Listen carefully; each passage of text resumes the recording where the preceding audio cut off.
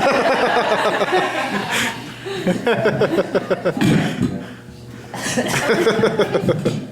everybody.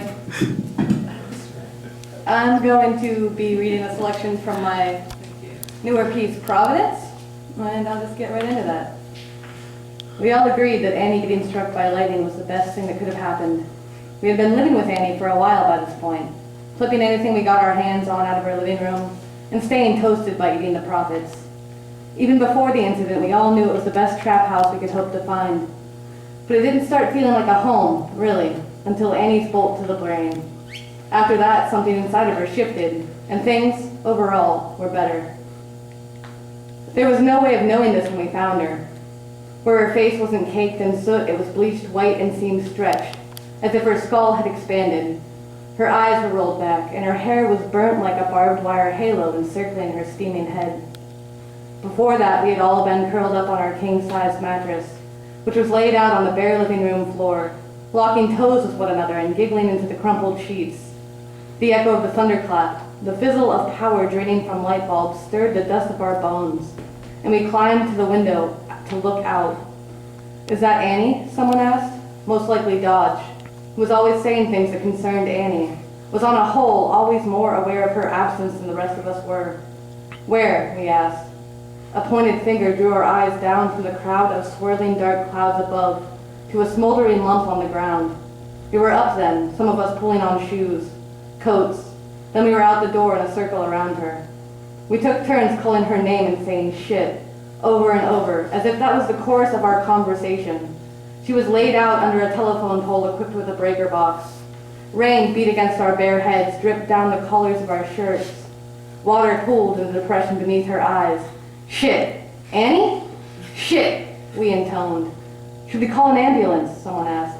"Are you kidding? We're all toasted and this bitch is probably fried out of her mind. Shit. Annie? Shit. I'm not going to jail just because she was too dumb to get the fuck indoors." All around us in the houses not left vacant and shambled, we could hear the clicks of fuse boxes, the creaking open of doors. We clustered closer together, hoped against hope that neighbors couldn't see between the force of our legs, or didn't give a shit enough to check closely. A few of us squinted up into the sky, as if checking the breaker box. An old woman who lived next to the caving fuchsia house asked if the power was out. "Yeah, looks like," one of us called back. There was a satisfied humph, and the door closed. "What the fuck are we gonna do? Shit? Annie? Shit. Is she even breathing?" "Yeah," Dodge said. He was crouched down by our feet, his fingers nestled against her throat. "Yeah, I think she is. Guys, we have to do something. Let's drag her in the house, maybe she'll be all right. I don't fucking know." So some of us hoisted her up by her arms, some by her legs, and we heaved her up the weedy driveway into the side door. Then it was up the stairs, where her head knocked against the wood every now and then, and she moaned just a little bit, assuring us that we were making the right choice. "Let's wash her off. She smells like burnt rubber," someone suggested, and we headed into the bathroom. We filled the tub halfway with cold water and tried to strip the clothes off her, but they were stuck, infused. With each gentle tug there was the sound of fresh, ripping flesh, and we had to stop and leave her on the floor with each try to shake in one another's whole unblemished arms. Dodge was crying over her, his fingers pinching his nose like some little kid trying to hold his snot in.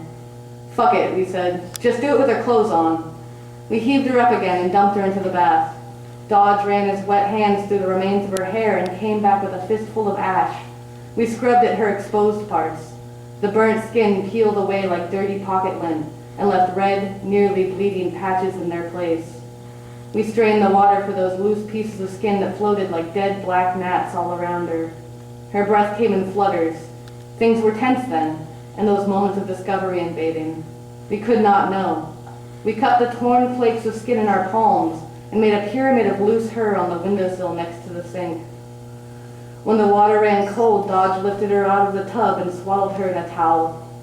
He carried her into her bedroom. We went downstairs and pressed our faces into the familiar smell of our own sweat mingled in our mattress.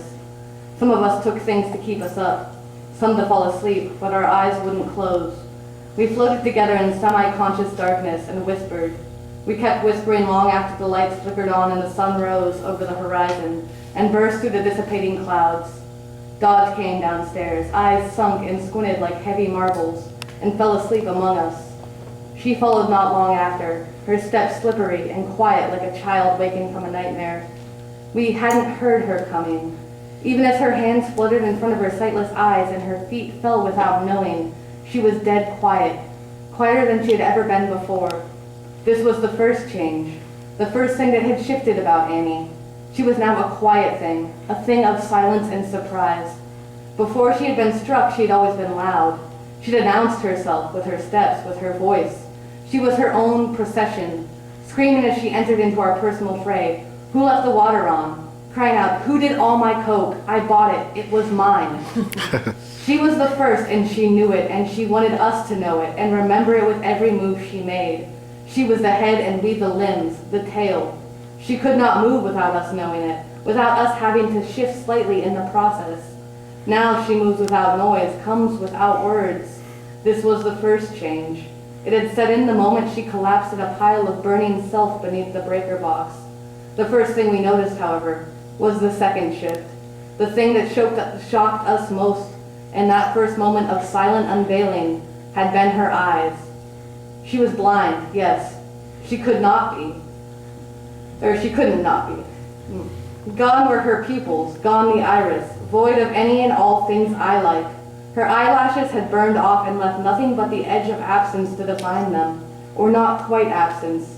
They were full of noise and color, the fuzz of unconnected TVs and the hum of blenders. We could hear them when her face passed close to ours as she shuffled towards us with her hands against the wall. Thank you.